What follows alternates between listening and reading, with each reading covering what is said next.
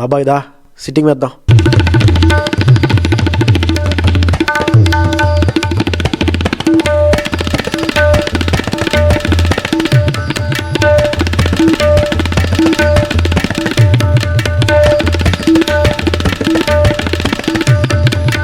This is Vizag Fun Talks.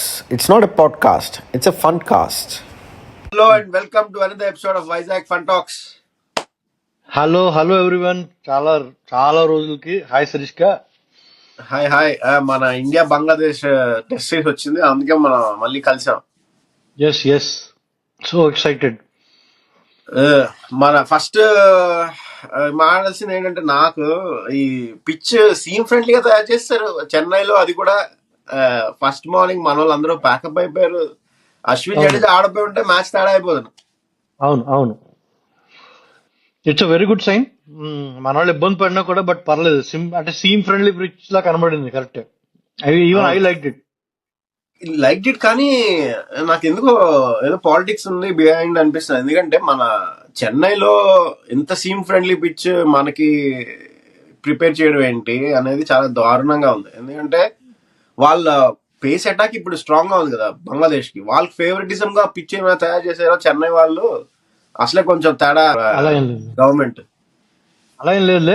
అంటే నాకు తెలిసి ఇప్పుడు అంటే మామూలుగా మన క్రికెట్ లో కోచ్ వీళ్ళందరినీ అడుగుతారు కదా. ఆబ్వియస్ గా నాకు తెలిసి Gambhir is towards more pace friendly, అంటే పేస్ ని ఎక్కువ సపోర్ట్ చేసే మనిషి కదా. అంటే వాడు హీ వాంట్స్, అంటే తన ఇంటర్వ్యూస్ లో చూసినా కూడా he was trying to say that మన ఇండియన్స్ ని ఒక స్టాంప్ వేసి పెట్టేశారు, మనం ఓన్లీ స్పిన్లకే ఆడతాము, వారు మన బ్యాటింగ్ పోయింది. ఆ మార్క్ పోయింది కదా. మనం ఆస్ట్రేలియా సిరీస్ గెలిచేసాం కదా.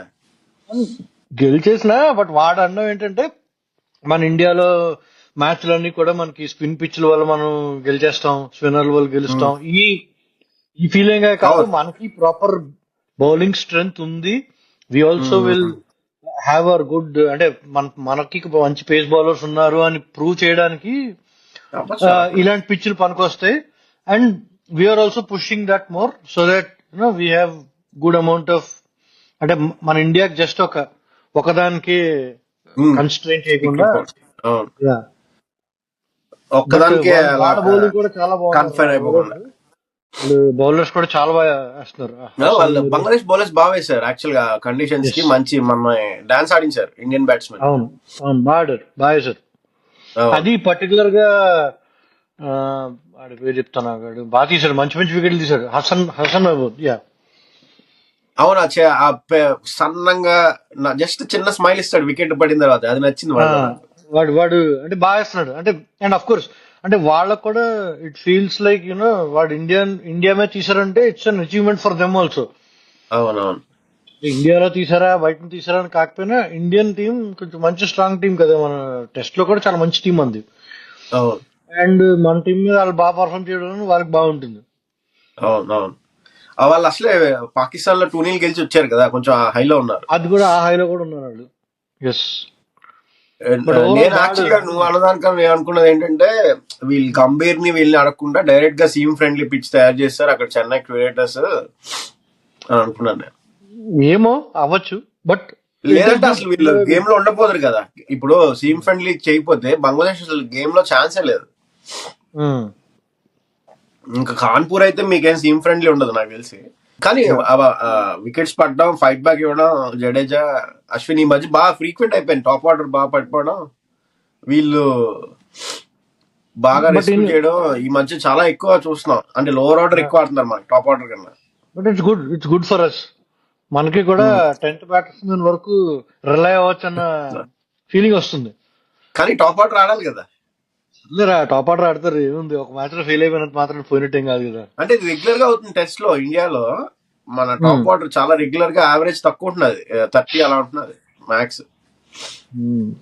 లేదు అంటే ఐ థింక్ అంటే ఇంకోట్లే మన test match except Yashasvi Jaiswal, మిగతా వాళ్ళందరిది యావరేజ్ బిలో 30 లాస్ట్ ఇయర్స్ ఇండియాలో. మొన్న స్టాట్ చూసాను. అది కొంచెం అలామింగ్ కదా. మన దగ్గర స్ట్రాంగ్ ఉండాలి కదా. అవును, అవుతుందిలే, ఇంకా ఉన్నాయి కదా, మ్యాచ్ ఉన్నాయి కదా. మన లాస్ట్ టైం లాగా ఇంగ్లాండ్ సిరీస్ చూసా కదా అప్పుడు ఎలా అయిందో. అవునవును. ఇప్పుడు ఇది ఒక టెస్ట్ మ్యాచ్, మళ్ళీ సెకండ్ టెస్ట్ మ్యాచ్ కాన్పూర్ లో, తర్వాత న్యూజిలాండ్ తో 3 టెస్ట్ మ్యాచెస్ ఉన్నాయి. యా, దానికి కూడా ఆ, ఇది బాగానే పనికొస్తుంది కదా అవునవును. గ్రౌండ్. న్యూజిలాండ్ ఇప్పుడు శ్రీలంకలో ఆడుతున్నారు ఏదో టెస్ట్ మ్యాచ్ ప్రాక్టీస్ కి. బౌలింగ్ గురించి మాడితే అప్పుడే ఫస్ట్ అవుట్ చేస్తారు వాళ్ళు 130గా ఎందుకో. బూమ్ బూమ్ బూమ్రా. బుమ్రా బుమ్రా ఆకాష్ దీప్ కూడా వేసాడు, 2 వికెట్లు తీసాడు. ఆకాష్ దీప్ 2, బుమ్రా 4. నెక్స్ట్ మన ఎవరు, జడేజా.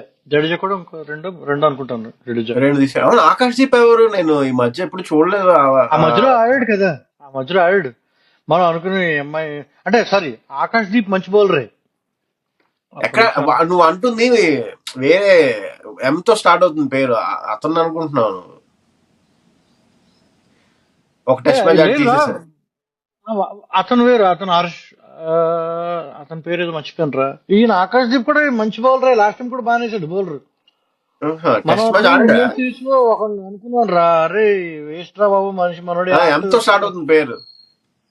మర్చిపోయాను actually. But yeah, Akash Deep was bowling well. He did today also very well. అవును, అంటే స్వింగ్ అయితే బాగానే, సీమ్ అయితే కూడా బాల్ బాగా నిప్ చేస్తున్నాడు. అండ్ ఇది మంచి ప్రాక్టీస్ సెషన్ అవుతుంది కదా వాళ్ళకి కూడా. న్యూజిలాండ్ లాంటి పెద్ద పెద్ద టీంలతో ఆడే ముందు ఇలాంటి వాళ్ళు అంటే, బంగ్లాదేశ్ ఏం తక్కువ టీం ఏం కాదు, వాళ్ళు బాగానే ఆడుతున్నారు. But at least he gets some match practice కదా. అవును, ఎందుకంటే వీళ్ళు T20లు, వరల్డ్ కప్లు, T20, IPL ఇవన్నీ ఆడేసి ఉన్నారు. మళ్ళీ కొంచెం అవును. టెస్ట్ ఆడమంటే కొంచెం కష్టమే కదా. అవును, ఇప్పుడు వరుసగా మంచి బంగ్లాదేశ్ అయిపోయిన తర్వాత న్యూజిలాండ్, తర్వాత మనం ఆస్ట్రేలియా 5 టెస్ట్ సిరీస్ కి వెళ్తాం. అవును. వాళ్ళు మంచి ఊపు మీద ఉన్నారు ఈసారి, అలా అయినా మనకు కొట్టాలని. బాగుంటది. అంటే ఇంకా టెస్ట్ మ్యాచ్లు ఇష్టపడే వాళ్ళందరికీ మంచి గేమ్స్ ఉన్నాయి నెక్స్ట్. మంచి గేమ్స్ ఉన్నాయి. ఇంకా అశ్విన్, జడేజా. అరే నిజంగా రా, నాకు అశ్విన్ ఆడుతున్నప్పుడు చూస్తే ప్రాపర్ ప్రొఫెషనల్ బ్యాట్స్మెన్ ఆడాడు రా. ఆ డ్రైవ్లు గానీ, షాట్ కనెక్ట్ చేయడం గానీ చూస్తే ప్రాపర్ ప్రొఫెషనల్ బ్యాట్స్మెన్ లాగా ఆడాడు, చాలా బాగా ఆడాడు.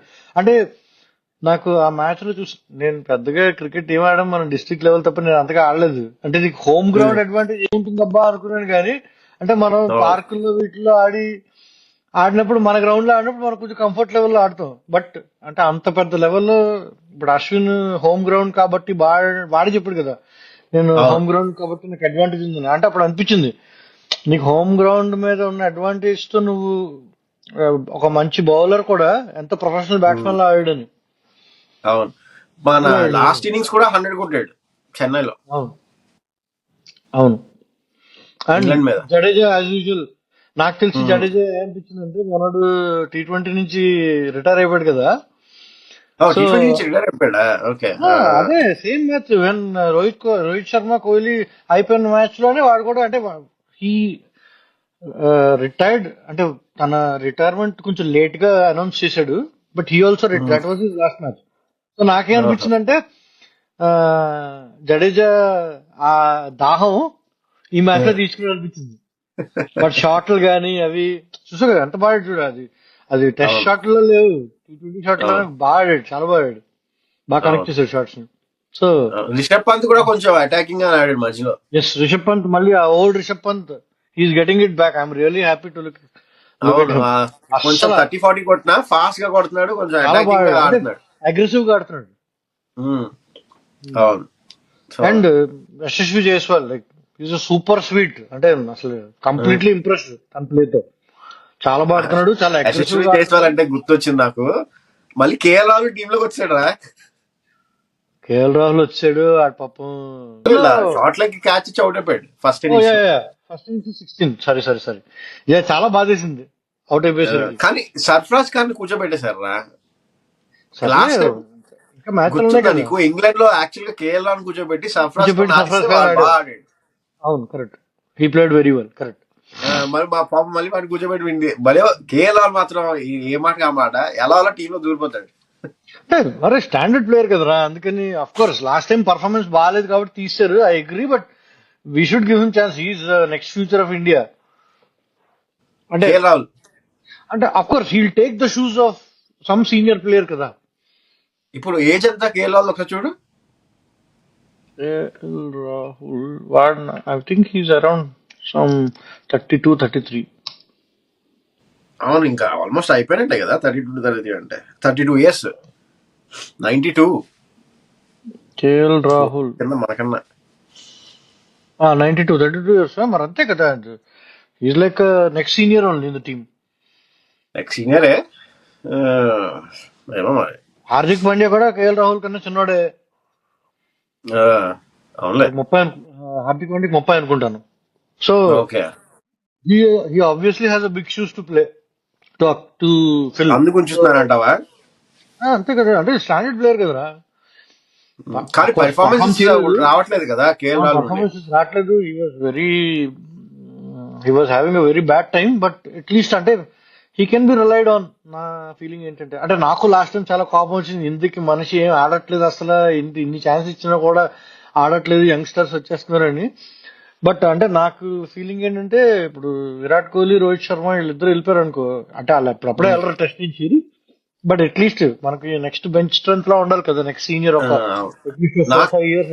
విరాట్ కోహ్లీ వీళ్ళు నాకు తెలిసి వరల్డ్ టెస్ట్ ఛాంపియన్షిప్ వరకు ఉంటారు, ఫైనల్ వరకు. అదే ఈసారి మెయిన్ నాకు యశస్వి జైస్వాల్, రిషబ్ బాగా పంత్ వాళ్ళు కూడా బాడు.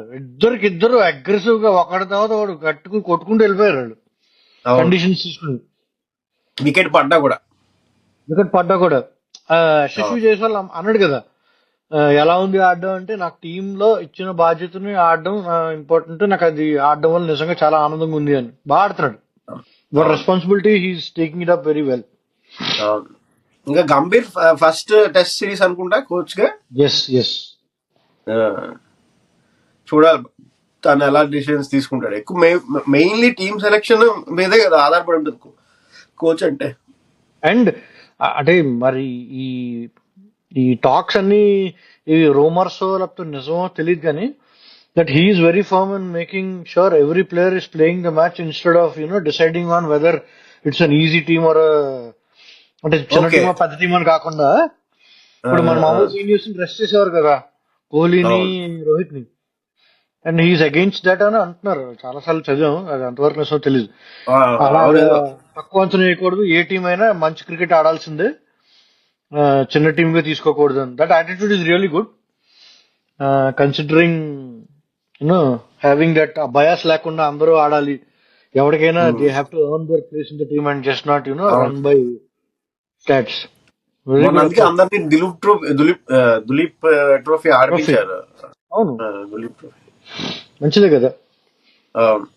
సిరీస్ అయితే నాకు ఛాన్స్ పోయింది బంగ్లాదేశ్ కి టెస్ట్ మ్యాచ్ గెలిచేది. వెంటనే ఆల్అౌట్ చేయాల్సింది మనని, కాకపోతే మనకి 394 ఇచ్చేసి వాళ్ళు ఛాన్స్ పోయింది. అదే ఇంకా 2-0 కూడా సార్ ఇండియా. నేను 1-1 అనుకున్నా, చెన్నై పిచ్ తేడా అవ్వచ్చు ముందే అనుకున్నా, ఎందుకంటే వాళ్ళు పాకిస్తాన్ లో ఆడిన సిరీస్ కూడా వాళ్ళకి చాలా ఫేవర్ గా పిచ్ తయారు చేయడం, టీమ్ సెలెక్షన్ చేయడం అన్ని చేశారు. ఇక్కడ టీమ్ సెలెక్షన్ చేయలేరు కానీ పిచ్ డాక్టరింగ్ అయితే చెన్నైలో చేయొచ్చు అని అనిపించింది నాకు. సరే, మళ్ళీ నెక్స్ట్ సెకండ్ టెస్ట్ అయిపోయి కలుద్దాం. యా, అండ్ మీ అందరికి ఒక చిన్న సర్ప్రైజ్ ఏంటంటే, తొందరలో one of the very valuable cricketer, one of the very loud cricketer from Vizag ని తీసుకొస్తున్నాం మా పాడ్కాస్ట్ లోకి. Stay tune. చాలా ట్రై చేస్తున్నాం, కుదరట్లేదు షెడ్యూల్ కుదరట్లేదు, but we have the person ready, so we're very excited. So stay tune. అవును. Okay. Until next time. See you. Bye. Please share and subscribe.